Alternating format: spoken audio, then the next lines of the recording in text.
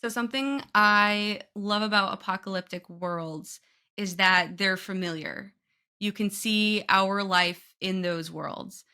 And I think that's one of the reasons why this book was easy for me to write was because I was just imagining my current life right now, what would happen. And it's so much fun to imagine because our world is in that world. It's just dilapidating and we have to figure out how to pursue life in that space. Do you love science fiction and fantasy books? You found yourself in the right dimension. Welcome to the greatest podcast in the multiverse, where each week I talk to science fiction and fantasy authors about myth, magic, and the infinite possibilities of storytelling. I'm your host, Herman Stuernagel, and I will be taking you on a journey with some of your favorite authors, helping you to get to know them and possibly uncover some new literary gems along the way. Ready to explore? Because on this show, every conversation is a doorway into a different world. Welcome to the greatest podcast in the multiverse. We are already on episode 10, and I can't think of a better way to celebrate my 10th episode than today's guest. If you are a listener of other science fiction and fantasy podcasts, especially in the indie author sphere, then today's guest is likely no stranger to you. You'll hear this during the interview as well, but Laura was a big inspiration for me starting this podcast, and so when she reached out to me to become a guest on the show, I was beyond excited. Um, Read It With Whiskey was a show where Laura interviewed independently published authors about science fiction and fantasy books primarily, and she decided to end that show for a number of reasons, which isn't for me to get into, but um, when that show ended, I really thought that there was a space for that type of show where someone would interview independently published science fiction and fantasy authors, because it's tough to get the word out there about your books. And having a platform like this really gives us an opportunity to share our works with people who might not have otherwise found it. And also for me, it's a way to meet other authors because I became connected to other authors that were interviewed on her show. Not all of them, but a few, and a few makes a world of difference. So I don't know if Laura realizes how influential her show was in the indie sci-fi and fantasy realm in particular. But she did reach out to me a few weeks ago, and I was really excited. I was planning on having her on as a guest anyway. It was probably going to be later on in the show's life, but when she reached out, I saw that I had an opening for the 10th episode, and I thought, what a perfect way to cap off the first 10 episodes of the greatest podcast in the multiverse than with one of the inspirations behind it. But of course, today we're not here to talk about podcasting. Today, our topic of discussion is the end of the world, which sounds bleak, but Laura and I do have a lot of fun because, in particular, we are talking about apocalyptic and post-apocalyptic fiction. We talk about the impact that COVID has had on this genre, and we talk about how post-apocalyptic fiction differs from dystopian fiction. We discuss many of the tropes that come along with writing a post-apocalyptic world, and of course, we talk about her latest release, The Fall. Uh, if you know Laura from her podcasting realm, you may not even realize that she has her own book series out. But The Fall releases today. It is a prequel to her Shockwave series. Be sure to check it out. It's a great read, and of course, I will link that in the show notes. As always, I had a great time with Laura, and I hope you enjoy our interview. As for a personal update this week, I am in the last week before my book Chimera launches. If you're new here, Chimera is the second book in my Fractured Orbit series, which is a space-based dystopian adventure. And I'm sure I've said this before on the show, but the next couple months are going to be incredibly busy for me. I've got 2 releases, 2 Comic-Con events where I'll be selling my books, and I'm going to be capping it off with a writing convention that I'll be attending in November. And I really don't think I realized just how much I had going on until now. It's going to be a lot, and but I am determined in ending this year strong. I'm also waiting for the 3rd book in the same series to come back to me from my editor, which means that my October is going to be spent going through edits. But in the meantime, the last week or so, I've been trying to catch up on getting my podcast episodes ready for you guys. I've also been getting a little bit of writing done, which has been a nice change. I feel like I have been in editing mode for months now. So to get some fresh words on the page is actually really refreshing. And it's really nice to have a number of things in the pipeline. So I am planning on having a number of cool things coming your way in 2024. I'm hopefully going to be wrapping up the 2 series that I have yet to finish. And as well, I have something new in the works, and I will let you know about that more in the future. But I'm keeping it under wraps now until I get a little bit closer to the date, or at least a little bit closer to completion of my draft. And then I will start to let you know what's going on there. It's something very different from my previous works, but it is a lot of fun. All right, but that is enough about me. Let's get on with the interview. I will read Laura's bio and we'll get started. Laura Juntunen is a reader, writer, and podcaster. When not working or writing, Laura enjoys physical activities, motorcycling, spending time with family and friends, and diving into dystopian and fantasy novels with a glass of whiskey in her hand. She reads, writes, and podcasts out of southern Indiana, where she lives with her partner Brian and their 2 bunnies, Flop and Buck. Let's get to the interview. So welcome to the greatest podcast in the multiverse. I have an incredibly special guest today, Laura Juntunen. Well, so welcome here, Laura. Hello, Herman. I'm so excited to be here and talk all about sci-fi today. I'm excited to have you here. So Laura and I met when she was the host of her own podcast, and many of you may be familiar with it. It was called Read It with Whiskey. It is no longer going, unfortunately. Yes, it is sad. But I do have a confession to make, Laura, and I did not tell you about this ahead of time. So when you announced that Read It with Whiskey was coming to a close, and I think my interview was like one of the last handful of interviews that you did on the show, I remember listening to the episode where you announced that Read It with Whiskey was going to be no more. And I was on my way home from work, and I was really sad because so those of you that aren't familiar with Read It with Whiskey, it was a similar style podcast to this one where Laura would interview independently published science fiction and fantasy authors. And I thought, this was such a great thing that you had created.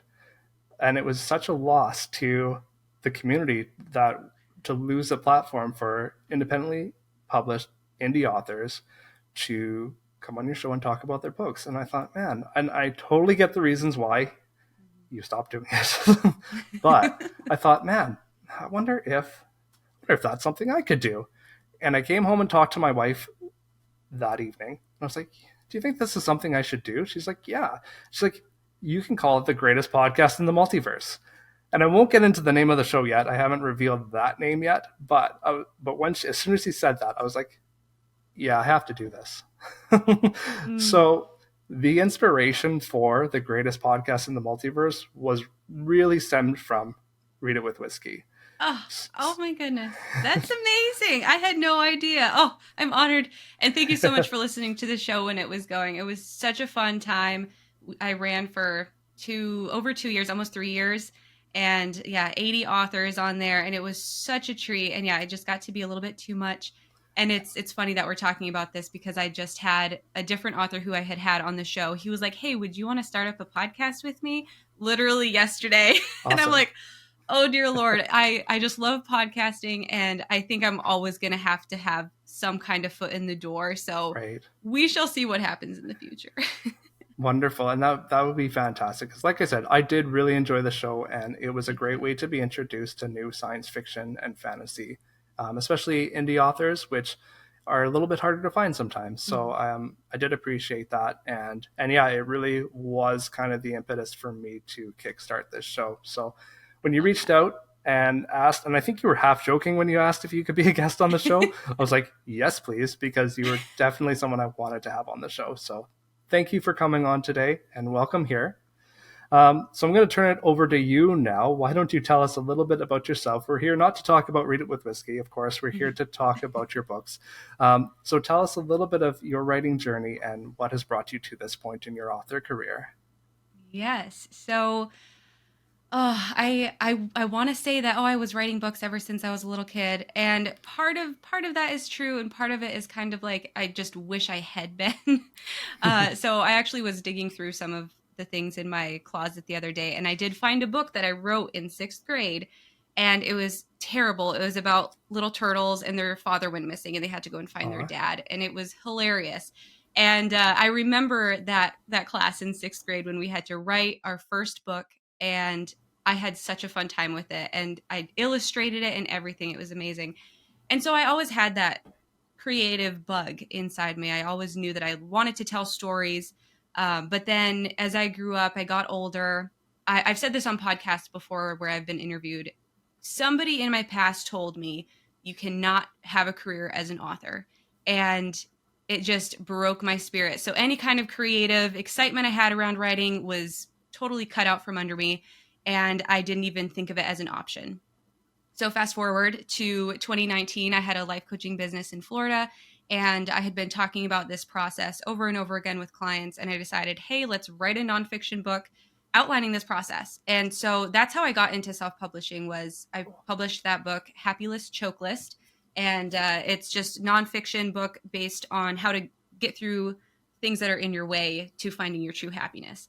And so that was my first book in 2019, self published, thought I was going to make millions of dollars. And of course, after you publish your first book as a self published author, you realize, wow, I made $10. That was exciting. Yeah. And yeah, so that started the journey, but then I just fell back into the love of writing. And since then, I have now published three nonfiction works, two kind of like journal workbooks to go along with those. And then my trilogy, which we're talking about today, is the Shockwave, three-part post-apocalyptic survival story. And I have my prequel to that series, which is going to be coming out at the end of September 2023. So it's been a long time coming, but that's where we're at now. Awesome. And yeah, I believe the fall is the name of the prequel novella, and Mhm. it's coming out today, I believe, the day this episode airs. So Yes, the day this airs. yeah. Happy birthday to my book. I'm so excited. Yeah. Yeah. So everyone could run and check that out. So at what point during that journey did Read It with Whiskey come into play? Like, how did your conversation with other authors influence your writing decisions? Yeah, so I was living in Florida for quite some time. And then in spring 2020, we all know what happened.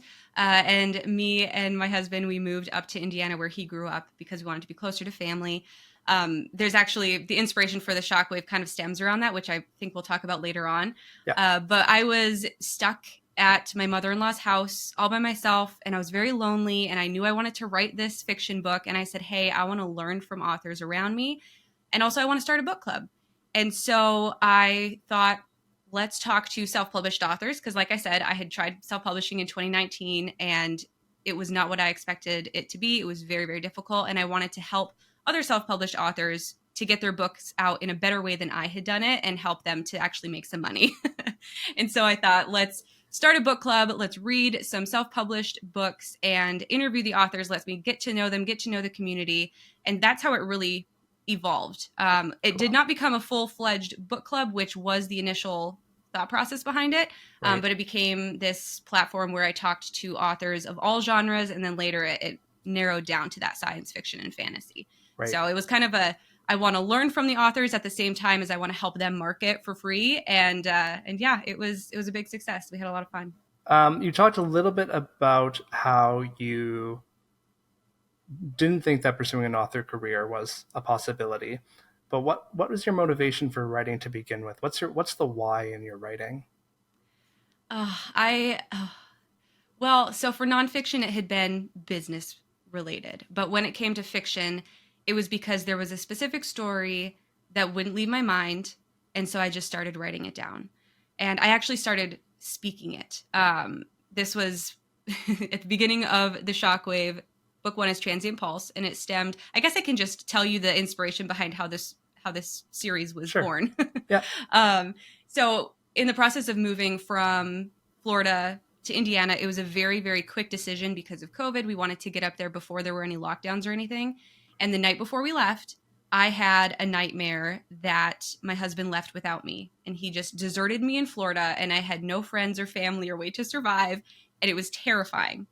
And this dream, this nightmare, really became something that really stuck with me. I don't know if I just had a fear of abandonment, or I'm not quite sure. Spoiler, my husband didn't leave me in Florida. We came to Indiana and we were perfectly fine. But the story wouldn't leave me alone. It wouldn't get out of my mind. And so that's when I started speaking it. I actually dictated the first about 6,000 or 8,000 words just randomly one day. And it just wouldn't leave my mind. So that's why I wrote it down. And then since then, it's become more of a I'm writing because I love it. I love the fun twists and turns you can throw into it. I love how challenging it is and how it makes me feel once I have the book in my hands. And so now I think it's more of like an addiction. That Yeah. is great. So your inspiration to start writing fiction was really this idea, that this dream that you had, and Mm-hmm. it's just all kind of stemmed from there. Very cool. So you did mention that you dictated that first novel. Do you dictate all of your books? What does your writing process look like? So if I'm really stuck, I will dictate, but I usually type. I usually type everything, but then yeah, if I'm in a funky scene where I can't get through something, or if my characters are really trying to get to the next step, I'll just take a walk outside and I'll just talk into my phone. I don't do it as often as I used to. Now I like to sit down and have more of a structure to it. But yeah, that definitely got me through some of the plot holes and plot points within the trilogy. And without dictation, I don't think I ever would have Okay. finished the books. Right. So, is voice acting part of your background? Because you've done a couple podcasts now. Is Mhm. that something that that you're bringing into your writing from something else? I haven't had any formal acting or anything like that or voice training. I just really like to talk. Okay. And like when I first started my podcast, my friends were like, "Why haven't you started this way before? You love to talk. You love to hear yourself talk." I'm like, "Okay, I'm not conceited or anything." But no, I haven't had any kind of training or anything. I just really like the spoken word, and it's a lot easier because my brain works faster than my fingers can type. And so by speaking it, by dictating, I'm able to get the words out a lot faster. So a couple thousand words in an hour versus only 1,000. Right. So it's just a lot more efficient too. Okay. Yeah, that's great. I know I have the opposite problem. I don't talk very fast, and my brain to mouth connection is not as fast as my brain to finger connection. So I mean, I haven't, to be honest, I haven't tried substantially to dictate, but when I have tried, I'm like, yeah, this is just, the Mm-hmm. connection is not there. So typing is definitely quicker for me than dictating. Yeah. I have given it a try. So, but that's great. Um, so, what are some of your inspirations? What other authors have inspired your works? Well, I mean, I grew up reading Divergent and Twilight.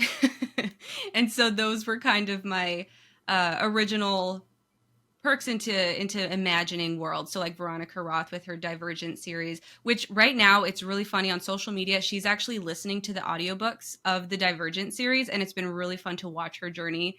And she's like, "Wow, I hated how I did that, this, that, and the other thing. It's so much Yeah, fun to do."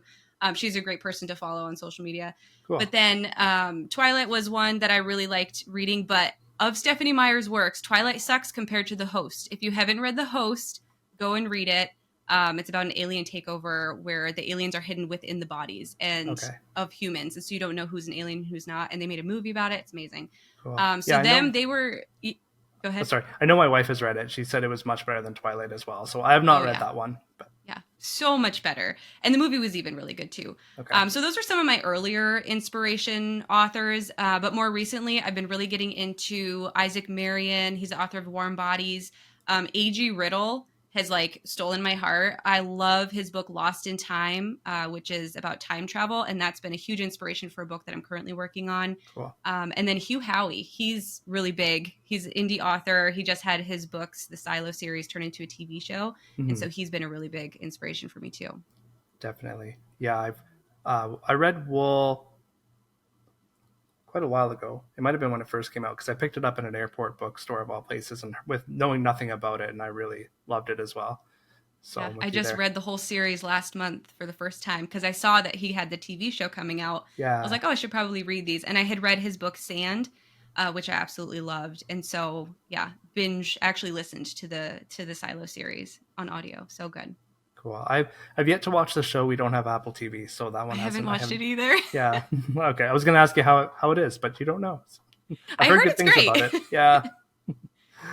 Very cool. So tell me a little bit about your books. You have The Fall coming up today and the rest of the Shockwave series. Can you tell us a little bit more about your books? Yes. So the Shockwave series, like I said, stemmed from a fear of being abandoned at the end of the world kind of situation. But it's funny because the dream that inspired it, there was a pandemic happening in the world. So when I started writing this book, originally it was a pandemic, but I switched it to be an electromagnetic pulse. So that's what the series is about. An electromagnetic pulse hits the west coast of the United States, and our main character Dixie and her husband Paul are they're planning to travel from California up to Canada to kind of like a safe zone where Paul is from. And so they have to go across the country. Well, as they're getting ready, Paul goes missing. And Dixie has to decide, am I going to travel on my own and assume Paul is dead or something happened to him? Or should I wait for him and use up our limited supplies and then not get to the safe zone on my own? So she ultimately decides within those first chapters, okay, I'm going to travel on my own. I'm going to get to the safe zone. And that starts her journey. She runs across a woman who is being pursued by chasers, which are kind of like that stereotypical raiders in post-apocalyptic films and books. And Dixie lets Bryn and her dog Crater join her little travel up into Canada to protect her as well. And so the book outlines her journey and the ultimate discovery of who set off the first EMP and how Dixie is actually connected to some of that behind the scenes things that went on and how it all kind of came to be. Yeah. Cool. Very cool. Mhm. And so where does The Fall come into that then? Because The Fall happens before, right? Yes. So The Fall is a prequel. And the reason I wrote it was because there are a few things within the trilogy that I didn't give answers to. And it was on purpose. But then after the fact, I was like, I kind of want to wrap up some of these things. So there's a few things I left unanswered about Oscillation, which is kind of like a bubble dome community in the middle of the wilderness called Oscillation. And book two is Oscillation Rising. So it has a big part to do with book two. So a little bit about what that facility originally was is within the prequel, as well as some people who are mentioned in book three. So it kind of just ties some of the different things together and gives you a little glimpse into the moments right before that first pulse hits. So is it a novella that you would recommend people read the series first, or is it set up to be able to read before they read the series? I think you could read it either way. I think if you want to kind of get an idea of what my writing style is like, what the kind of the narration is going to be like, then go ahead and read it before. But as far as the storyline goes, I think some people are going to really like reading it after they have already completed the trilogy because it's going to answer a lot of questions. But if you read it in the beginning, you might be able to say, "Oh, I remember that from the prequel," and you'll be able to tie things together. So whether you've just finished book one or book two or book three, go ahead and read it. It's really quick. It's only like 10,000 words. Quick little fast paced read. So I want to take a step back a little bit and just talk a little bit more about post-apocalyptic fiction as a subgenre. So your entire series is set in a post-apocalyptic world, except for maybe the prequel, which might be apocalyptic. But Mhm. what is post-apocalyptic fiction? And I know that you were inspired by your dream to write in the genre, but was there another inspiring factor that inspired you to write in the subgenre of post-apocalyptic? Yeah. Oh, I love apocalypse and post-apocalyptic worlds. I'm also a huge conspiracy theory junkie. Like I love conspiracy theories and like the Mandela effect and flat earth theory, like all of those. And so that's part of the inspiration in itself. But as far as apocalypse books go, they really revolve around civilizations that are collapsing or have collapsed. So it could be anything from like climate change, ice melting, covering the earth with water, which is kind of like a hint to a series that I'm currently working on. Or it could be something where the ice is now covering the world, like Snowpiercer, the TV show. Love that TV show. Yeah. Or it could be something like a nuclear holocaust or something taking over the world, like zombies or cyber tech or AI takeovers, which is definitely in our world right now, or alien invasions. So the options are endless, but the overall connection between any kind of apocalypse or post-apocalyptic story is that the world as we know it is being threatened or changed, and the characters have to navigate and survive that changing landscape, whatever it may be. Mm-hmm. So how does post-apocalyptic literature differ from dystopian literature, or does it differ? Is there a difference? I think you could. I think it depends on the book series. So some people read my series and they think, oh, it's dystopian because you're having this new civilization birth out of an apocalyptic world. But me, myself, I think dystopian worlds are new civilizations that are already created. It's past that apocalypse, and this is the new norm. So if you read like Starzy Davies, her Power Legacies series, which I think you had her on the show. Yeah, she was Yeah, on. yeah, I just finished her new series, and so that was the first thing that popped in my mind. So that's a dystopian story, way set into the future. It doesn't really resemble our world at all. Whereas apocalyptic or post-apocalyptic world is usually pretty close to what we currently see, and dystopian's a little bit further out. At least that's how I view it. I don't know. Right. Do you think there's any more to Yeah, add to that? I think you've covered it. That's how I see it as well. Like Yeah. post-apocalyptic is kind of surviving after, especially Hmm. as the trend seems to be the event just happened. Like you said in your book, the EMP pulse just happened, and then people are trying to figure out how to survive. Yeah. Whereas, yeah, dystopian is okay. They figured out that part, and Hmm. now they're dealing with the aftermath. Later on. And the second part of that question was, I guess, why do you decide to write in the genre? Sorry, I think you did answer that. You said it was I you just had an interest in the I conspiracy kind of part of did. things. Yeah. I mean, the Yeah, conspiracy has always been a thread of something I've been interested in. And I mean, we were living through a pandemic when I wrote this series. And so that was definitely like apocalypse, like the world's going to end. So I think I was definitely motivated by like internal fears, even if they weren't conscious, if they were subconscious fears. I think that really stemmed. But my conspiracy theory mind, I think that is definitely an inspiration because in EMP specifically, when I was growing up, I don't remember who we were talking to. I think I've talked about this on a podcast before too, but I was talking to a relative and they were like, "How would you defeat the United States if you had to, if you were a foreign country and you wanted to kill everybody?" And they said they would either send an EMP across the country so then electronics would be wiped out because no one would know how to survive, or they would get rid of the Great Lakes because that's our water source. And so yeah. that has been like as a child, like that's terrifying. You're like, wow, the world's going to end if someone just decides to do one of these things. So it's a long stemmed thought process for the motivation, definitely. I think it was just that fear or that story Right. that my relative said. I don't think there was anything larger than that. But I mean, now that I've written it, I'm thinking about like all of the other types of conspiracies that I could have tied into it, and so I'm like Yeah. percolating with all these other different stories. So it kind of like built more creativity by using it. So, are there certain tropes that readers are expecting that you were making sure that you hit while you were writing in this genre? So ironically, I 100% pantsed this series. I did not plan a thing. So I did not think about any kind of subgenre themes or tropes or anything. Looking back, I wish I had, and I'm going to as I move forward. But ironically, some of them did actually make their way into the series just because I had already read some post-apocalypse. So I Yeah. mean, some of my favorite apocalypse, post-apocalypse tropes. One is the seemingly like perfect world or perfect village who like it's all the savior complex kind of people, and then they all turn out to be crazy and they're the bad guys. Love that one. You see that in a lot of different apocalypse stories. Yeah. Raiders, that was in my story. I coined them as chasers in my trilogy, but basically bad guys muscling their way and taking from weaker survivors. That's always a good one. Another big one is that the government is behind the end of the world. That one's all over the post-apocalyptic stories. And then something that I think should be more involved, I was trying to think of some other tropes, and this is something that came up. I can't remember if it was a social media post or a podcast, but the one thing that post-apocalyptic stories don't have is bicycles. Oh, Have you ever thought about that? Like, okay, I was no. having my character travel from point A to point B, and I was convinced that she has to have a car to get her there, but an EMP Right. hits. no electronics. How am I going to make this work? I made a workaround for it. But I had never considered bicycles. And so Yeah, that's, I think, one trope that should be added into this category.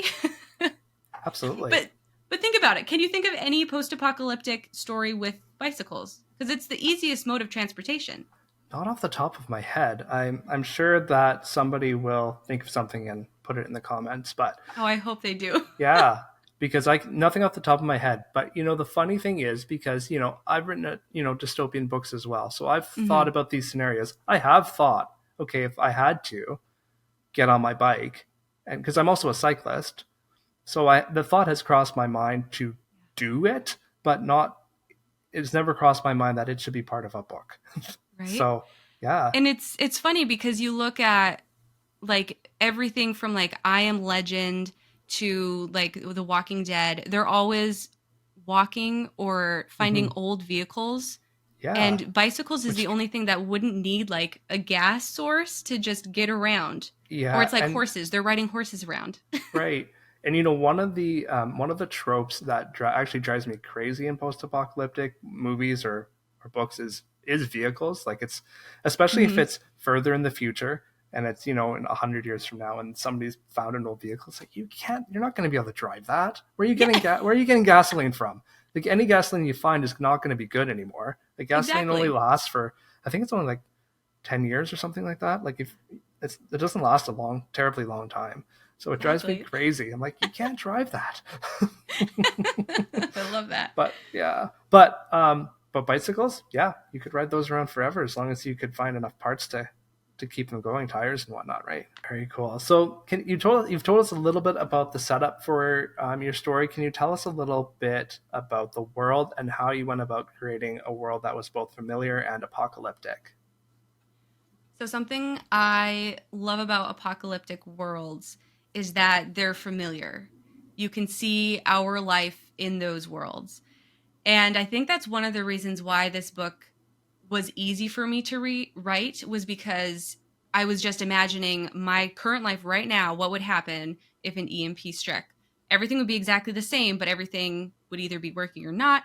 And so it creating the world was easy because I just looked around and thought about what would be powered on, what would be powered off, and made my character get from point A to point B in doing that.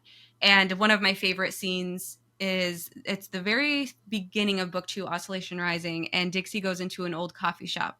And I based this coffee shop on a coffee shop that I used to go to all the time in Florida. And I just imagined what that space would look like if it had been scavenged for all of its coffee beans. And Dixie just wants to find one coffee bean to get some caffeine so she can keep on walking. And it's so much fun to imagine because our world is in that world. It's just dilapidating and we have to figure out how to pursue life in that space. Yeah. Sounds like she's got the same priorities I would have in that No. situation. I really would need a cup of coffee. Yeah. So I guess as part of this world, you were saying that your dream happened when you feared you were going to be abandoned in Florida. What made you decide to base it on the West Coast instead of the East Coast?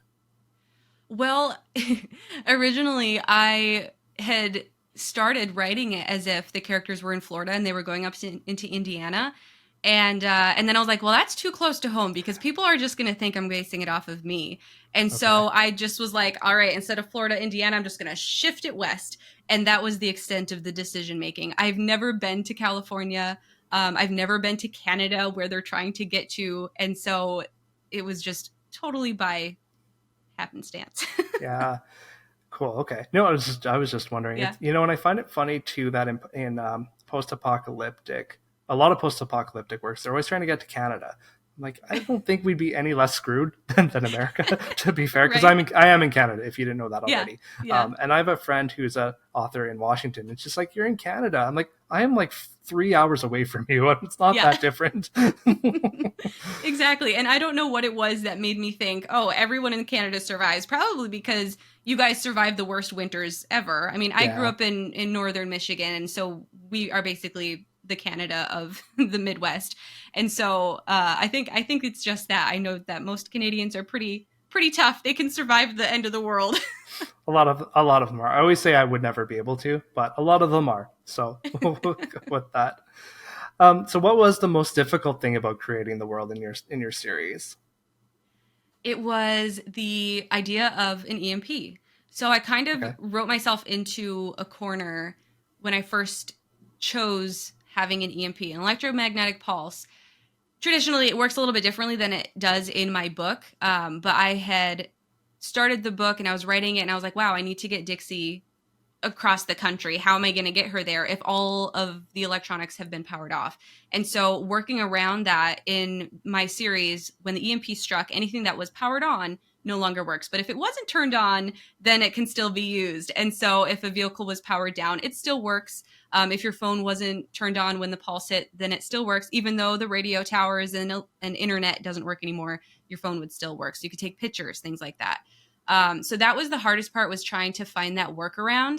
And I mean, Right. I've had a few people leave reviews saying like, this isn't exactly how it works. I'm like, it's fiction for a reason, you guys. It works in my brain, and I'm happy how it happened. But yeah, I think that was one of the hardest things. And then the other part or concept I really struggled with was maps. And maps have a very heavy role within the series because you're traveling from point A to point B. There's no GPS, there's no Google Maps. And that's how I function. I am very directionally challenged. I can't even get through my own town. And so I know how to read a map. And I'm like, okay, if I didn't have power or GPS, I would know how to read a map. And so it kind of becomes like a currency in this world. Hmm. And I think that it was difficult to kind of make it a currency that valuable. And so I think I did it justice within the story, but it was definitely a challenge to make it as valuable as it needed to be to help the story move along. Cool. That's a I love that idea of having a map, having the maps be valuable because now they would also be kind of rare. Like Exactly. growing up. Exactly. I mean, I'm of the age now where growing up, at least we had the paper maps in the car Mhm. folded up, and maps were everywhere. But they're not that common anymore because people are just using their phones. So if you didn't have the phones, that'd be it. Yeah, Um, exactly. yeah, cool, very cool. Um, I just want to back up just a second, just in case our listeners don't know what an EMP device is, because we've kind of talked. Because I know what it is, we've kind of talked like everyone knows what it is. But can you just give us a brief explanation about what an EMP is? So I don't have the actual scientific definition to give you, but basically an electromagnetic pulse. Thank you, Laura. But it's exactly as it sounds. And the concept, or the kind of the conspiracy theory, is that an electromagnetic pulse, if it were set above the United States, anything that was powered on would be powered off in essence, but it wouldn't be like a lightning bolt. It would be kind of like what is it, with the pulse and the vibrating? I can't think of the word I'm trying to think of. But it would basically be like a wave that would go Like a through, and it shockwave. would a shockwave. Yeah, the Shockwave series. Exactly. But yeah, it's a theory out there, and it's a science out there. And so mine kind of tweaks it a little bit. And if you go into the beginnings of each of my books, there's actually like little definitions um, Cool. that are taken from the concept of an electromagnetic pulse, and how the titles of the books are actually related to the true science Awesome. behind it. Okay. And so that's just like a little Easter egg for you too. Very cool. Yeah, I didn't know until I was doing research for my first series either that EMPs only worked on things that were turned on. So that kind of threw a wrench in my series as well. But I did manage to get around that. But yeah, it's not. I think because movies don't really portray that very well, Mm-hmm. that an EMP goes off and everything's dead, and that's because it's more dramatic for TV. But I don't think the science quite relates to that as much. Exactly. So, so how about the characters of the series? Do you have a favorite character, and what about them is special? Um, well, Crater is a dog, so he has to be my favorite. Um, but no, there's a lot of readers who actually say that he is one of the favorites because he kind of has his own personality. He can Mm, listen to Dixie and Bryn, and he knows what they're saying, and he kind of has this attitude about him. And I loved writing him. He was really fun because obviously he doesn't have any vocal cues, and so he was one of my favorites throughout the series. But then I think my favorite character throughout the whole trilogy, a lot of people are like, "Oh, it's the main character." I'm like, Dixie kind of irritates me a little bit. She's a little bit of a weirdo, and she's always like, "Woe is me." She grows throughout the story. She gets better, don't worry. But my favorite is actually Sawyer, and he doesn't pop up until book 3. Okay. And originally, he was a woman in her late 60s named Marge.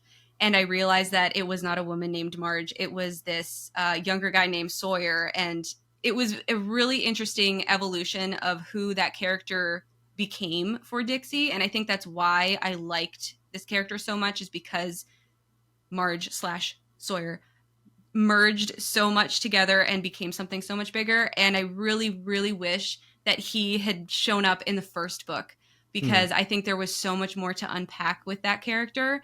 And so much so that I've like contemplated writing an entire new book just about that character. Cool. So he doesn't show up until book 3, but he's my absolute favorite. Very cool. So maybe have not seen the end of him either, Maybe perhaps. we'll see. No promises. Right. And you mentioned the dog in the series as well, and I think that is a post-apocalyptic trope as Yes. well.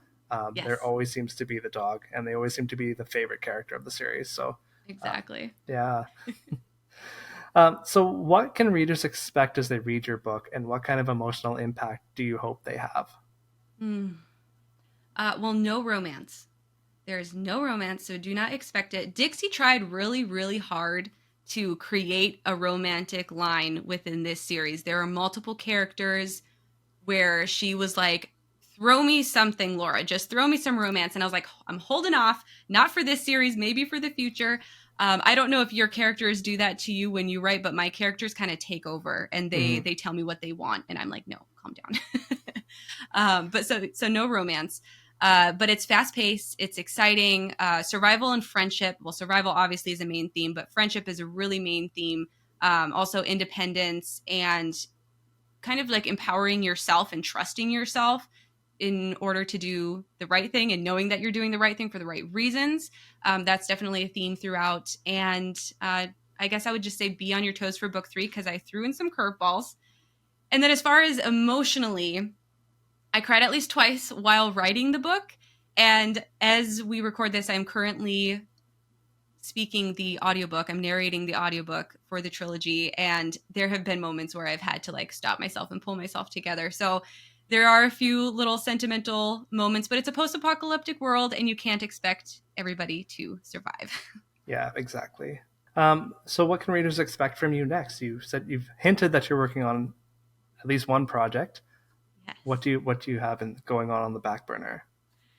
I have too many project ideas, actually.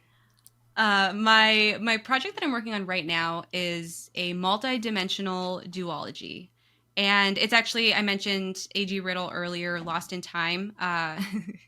My If you can hear some rumbling in the background, my rabbit is right outside the door, Oh, and nice. my husband is trying to get it. So sorry if you can hear that in the background, everybody. But Lost in Time really inspired me because this book by A.G. Riddle is about time travel, and I hadn't read a time travel book in such a long time, or dimensional travel, and so this multi-dimensional sci-fi duology just came about, and now it's like taken over my life.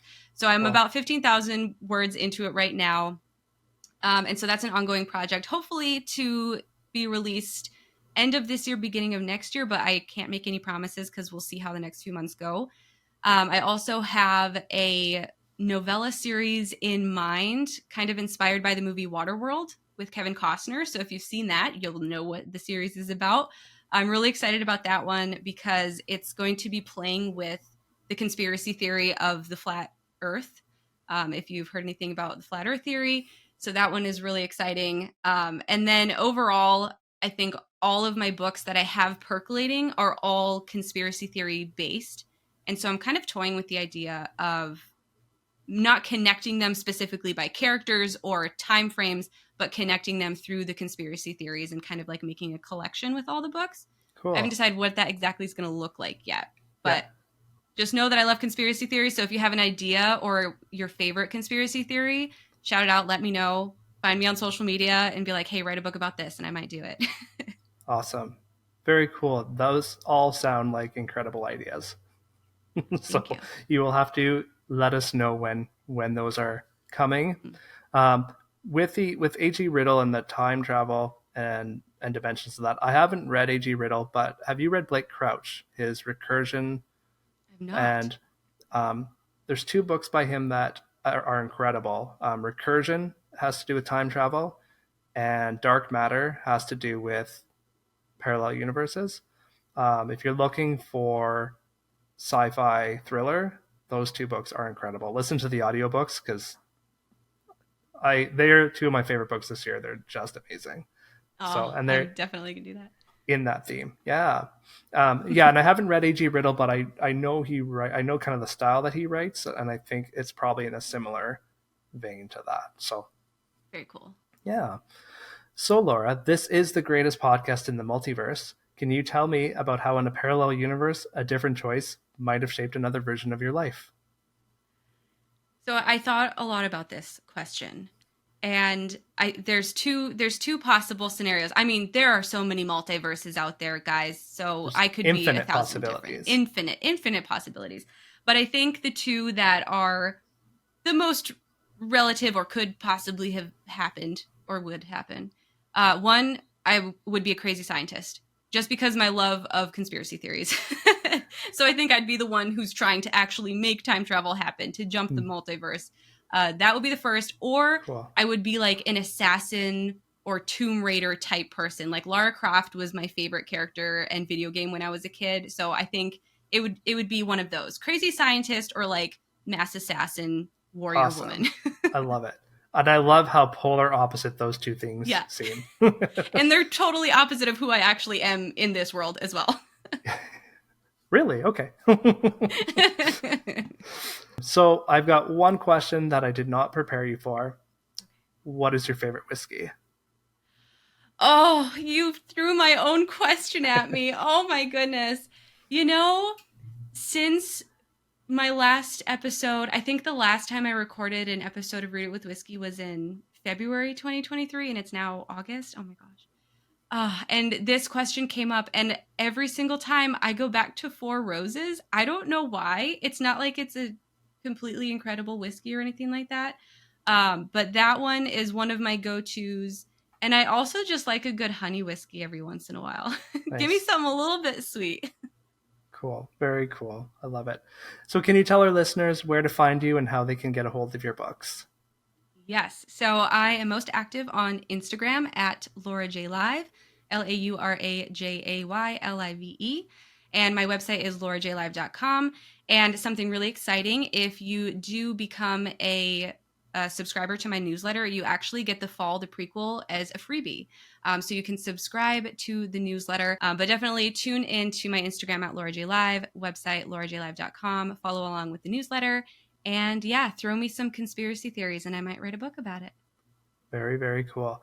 Please follow Laura on her social media channel. She's very active and has some great updates all the time. I always enjoy seeing your stories and what you have going on. So thank you very much for joining me today. And I hope to have you on again soon.